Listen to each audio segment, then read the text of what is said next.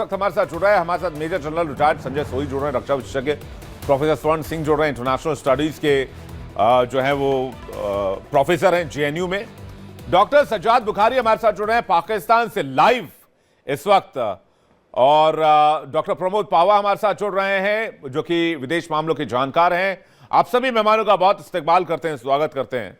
और सबसे पहला रिएक्शन जो मैं लेना चाहूँ संजय सोई सर का रुख कर लेता हूँ। स्वर्ण सिंह जी, मेरा सवाल सिंपल सा है कि भाई मैं वापस लौटूंगा सर आपके पास। प्रमोद जी, मैं स्वर्ण सिंह जी समझना चाहूंगा एक क्रिटिकल मिनरल डील क्या है, पाकिस्तान में कितना है, कैसा है? ये सब दावे हैं, अभी तक कुछ मिला नहीं है, और उस पे से लगभग 1.5 दशक से चाइना आप पर निवेश कर रहा है। क्या वो इतनी इजीली आपको फ्री करेगा? कहीं ऐसा तो नहीं आप चाइना और अमेरिका के बीच में पिस कर रह जाएंगे? आज चाइना की मोनोपोली है रेयर अर्थ मटेरियल्स के, करीब करीब मोनोपोली है उनकी, और खासकर उसकी रिफाइनमेंट में तो साफ उनकी मोनोपोली है। और जहां भी चीन जा रहा है पिछले 10 या 15 साल से, वहां वो खनिजों की खोज में जा रहा है। तो वो 12-13 साल से पाकिस्तान में घुसा हुआ है पूरी तरह से। उन्होंने तो नहीं कहा कि उनको रेयर अर्थ मटेरियल्स यहाँ मिल रहे हैं, जबकि वो अपना दबदबा बनाना चाहता है पूरी दुनिया में। उसका सीधा एक तरह से कंपटीशन है अमेरिका के साथ। तो अमेरिका को क्यों मौका देता? वो 10-12 साल से ढूंढ रहा है वहां, तो कहता कि भी हाँ रेयर अर्थ मटेरियल्स पाकिस्तान में हैं जिनको अच्छे से दोहा जा सकता है, व्यवसायिक रूप से हम इस्तेमाल कर सकते हैं।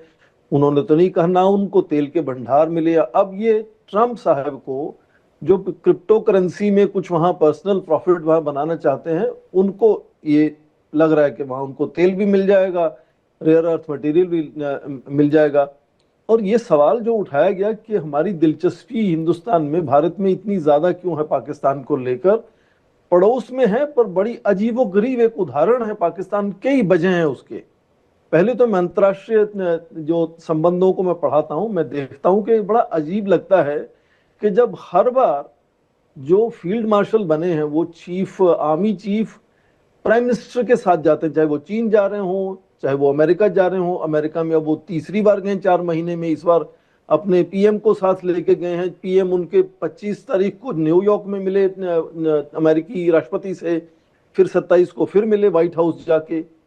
तो ये यदि आप देखें जो इस तरह की चीजें हैं, फिर उसमें सोचें कि पड़ोसी देशों में शेख हसीना ने और इमरान खान ने, दोनों ने कहा कि उनकी सरकार अमेरिकियों ने गिराई है। तो ये मुझे लगता है कि थोड़ा सा चौकन्ना होना, इस बात को समझना थोड़ा सा जरूरी होता है। और खासकर इसलिए कि 7 या 8 दशकों की इस मुल्क के इतिहास में 35 साल वहां आर्मी ने डायरेक्ट सत्ता पर कंट्रोल किया है और बाकी के साल इनडायरेक्टली कंट्रोल में रखा है पॉलिटिक्स को वहां। तो इसलिए ये सब चीजें दिलचस्प हैं और उनको समझना भी जरूरी है एक तरह से। और ये अमेरिका के साथ किस तरह से क्या करेंगे, कब करेंगे, क्या होगा उसके साथ, वो अलग बात है। और उससे भी मजेदार बात अब देखो कि भारत के विदेश मंत्री ने जब भाषण दिया महासभा में, संयुक्त राष्ट्र महासभा में, तो पाकिस्तान का नाम एक बार भी नहीं लिया अपने भाषण में। पर पाकिस्तान ने ये एडमिट कर दिया कि उनकी ही बात हो रही, क्योंकि उन्होंने राइट टू रिप्लाई इस्तेमाल किया और जवाब देने की कोशिश की। तो क्या पाकिस्तान को खुद ही लगता है इस बात को कि क्या जो भाषण में जो आतंकी गढ़ बनने की बात कर रहे थे किसी देश की, वो पाकिस्तान ही है? उन्होंने तो नाम नहीं लिया पाकिस्तान का। उन्होंने अपने भाषण में और कई चीजों की जिक्र किया। अंतर्राष्ट्रीय स्तर पर यूएन में रिफॉर्म्स होने चाहिए, ग्लोबल साउथ को आगे लाना चाहिए, सप्लाई चेन्स को खोलना चाहिए, और आतंक का खतरा सबका है इसलिए मिलकर काम, बहुत सी चीजों की बात उन्होंने की।